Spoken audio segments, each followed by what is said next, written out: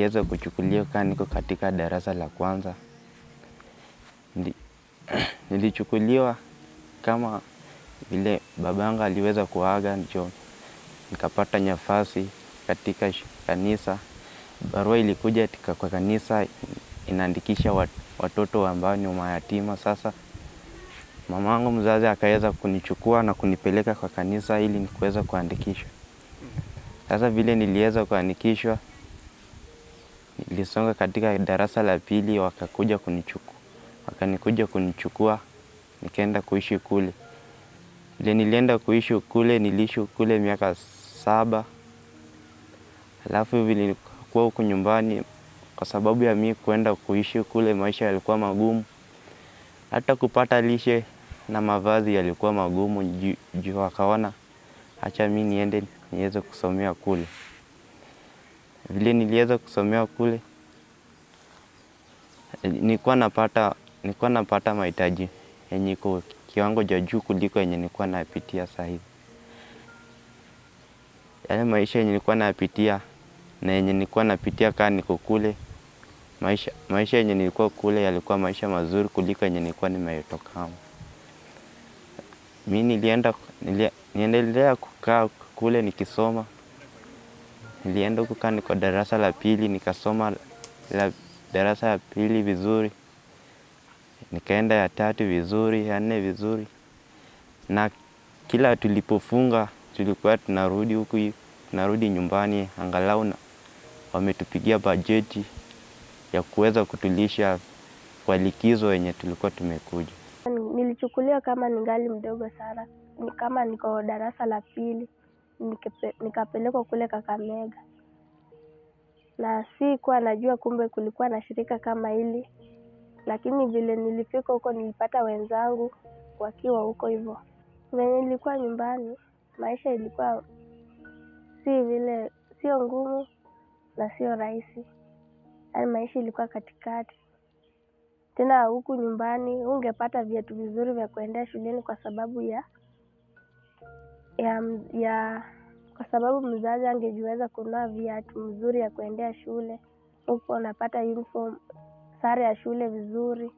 Lakini vile nilienda huko nikapata viatu, vitabu na sare za shule zote. Sasa vile nilifika class 8 tukaambiwa ati kuna kitu inaitwa family caring.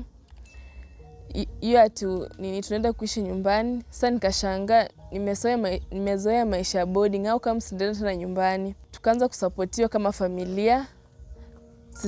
Sistangu akasapotiwa, akasomeshwa kuanzia form 3 hadi form 4. Dadangu akalipiwa mechanic, juu alikuwa anasoma mechanic, akalipiwa mechanic, akasomea.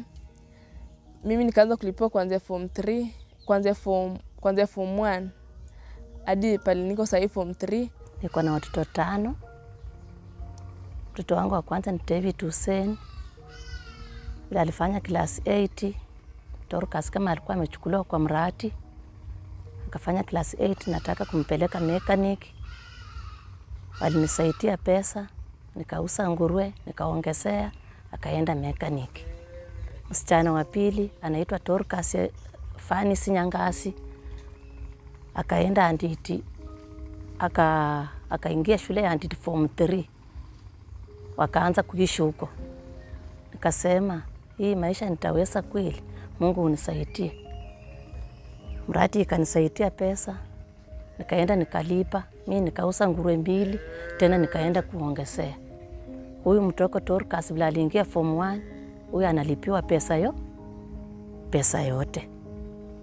Hapa niko na mradi wangu wa nguruwe. Vile corona imefika, nikatumiwa shilingi 3,800, nikatenga shilingi yangu 1,500, nikanunua nguruwe moja kupitia kwa mafunzo ya mwalimu Alfred. Hiyo nguruwe nikalisha, ikaanza kusaana. Ikasaana karibu watoto 8, nikauza. Tena ikasaa nikauza. Nikaonelea, wakanipatia pesa. Nikachenga nyumba, mimi nikaongezea kwa hii pesa ya nguruwe. Mvua ilikuwa inaninyeshea. Kwa hii pesa ya nguruwe nikaongezea, nikachenga hii nyumba, nikatengenezea ndani. kupitia kwa mradi yangu ya nguruwe. Care reform is a change process in the systems and mechanisms of providing services to children who are separated with their families or those who are at risk of separation from their families.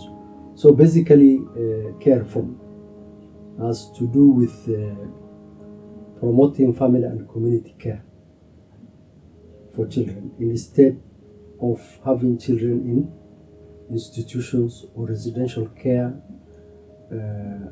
which is not a family-based care. Throughout the world now the trend is moving away from institutionalization of children.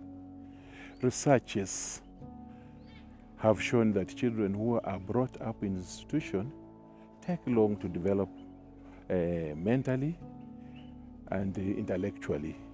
So we are moving back to community rehabilitation of children as opposed to institutionalization. The available statistics regarding formal care for children, especially in residential institutions, is roughly about 50,000, 49,000 to 50,000. However, we have not carried out any recent survey or any recent census. At the advent of the corona in 2019, there was a government advisory that had advised that children who are in institutions be taken to alternative family care options in order to decongest those institutions.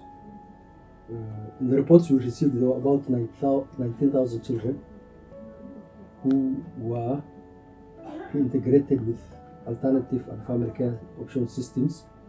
However, we know that a good number of them again have come back. But currently, we are carrying out a mapping exercise to establish the accurate figure. The National Care Reform Strategy, it's a process that began 2 years ago, and this has been brought about because of the need to ensure that children grow in families. It was a very consultative process that was done between in collaboration with the non-state actors and the state. And why the care reforms? The care reforms, it has come up because of the need to ensure that children are not separated from their families, children are not living in the institutions of care, children are not living in the streets, but children are growing in a family environment.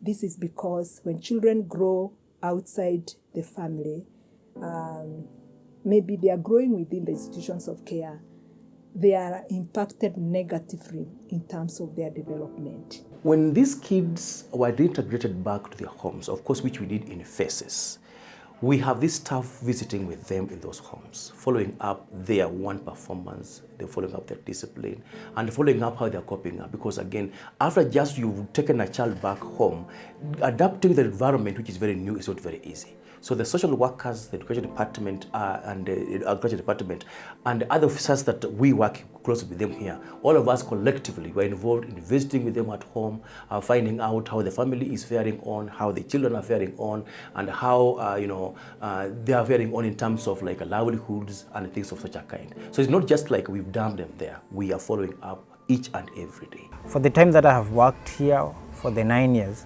I've seen children come and go, joining their families, and I can honestly say what children always yearn for is to be home with their families. We've had challenges in supporting kids in their home because we have our social workers who will visit them at home, doing monitoring and evaluation once we are done reunification and reintegration. So their transport, then supporting the kids while at home is more expensive because if you reunify a child to their homes, you wouldn't want to discriminate the other siblings or the cousins. So you'll have to offer both the beneficiary child and the other family at large. So my recommendation is that let's look at where children homes and the CCIs or the CCI concept began in Kenya. In my view, and as I've done my little research, is that the children's homes in Kenya was not and is not an African concept. When we talk about children's homes in Kenya, and in fact, our African value is that, for example, if my brother dies, God forbid, I come in as the uncle, or we have aunties, or we have got some person in the family who will take care of these children at some point. So these kids will come to my place and they need my support. Now, in fact, the name uncle is not also an African thing. For us, my brother, my kids call my brother dad. That's what it is. And that is what was making us to be together as a family and bringing in the concept of a community. That is what it is. But then now, because of responding to the AIDS and HIV pandemic at some point, sometimes back, when we had so many people dying and leaving children and leaving families and attended to, that's now where at least some people somewhere thought that now we can solve this problem by bringing up what? Bringing up children homes. And now children are streaming into CCIs. But then look at it again from this perspective, that what are we doing to our own policy, to our own value? We now made people to think that when your brother dies or when you have somebody who is in need, then the best solution to this thing is a CCI, which I don't think is the best. So in my view, one of the things we are supposed to do is that we need to very clearly go back to our African values. Let us just go back to where we were and take in our children to be our children. Take in our family members to be family members and just stay with them whenever they have a challenge. They need us. Every child needs a sense of belonging. Every child needs acceptance, identity, and love. And the National Care Reform Strategy will accord children this. This is because we are shifting from separating children from the families into raising them within the community, within their families.